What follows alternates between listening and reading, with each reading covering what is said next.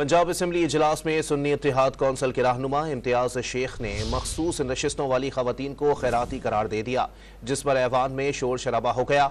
मजीद जानते हैं don news के नुमाइंदे अदनान शेख से। अदनान, अपडेट कीजिएगा। इत्तेहाद कौंसिल के रहनुमा जो है इम्तियाज शेख, वो पंजाब असम्बली के ऐवान में जो मोशन पेश की जा रही थी, इस मौके पर वो पुलिस के हवाले की जो कारकर्दगी थी उस हवाले से बात कर रहे थे। ताहम जब उन्होंने जो मखसूस नशिस्तों की खवातीन को खैराती से शिरकत आना दिया तो ऐवान खवातीन थी वो अपनी सीटों पर खड़ी हो गई, नारेबाजी का सिलसिला शुरू हो गया। और इस मौके पर इम्तियाज शेख का कहना था कि आप इन खैराती सीट वाली खवातीन को सीटों पर बिठा के ये पुलिस में इसी करप्शन है कि अगर उन्हें एहराम भी पहना देते वो तब भी बात नहीं। इस मौके पर जो है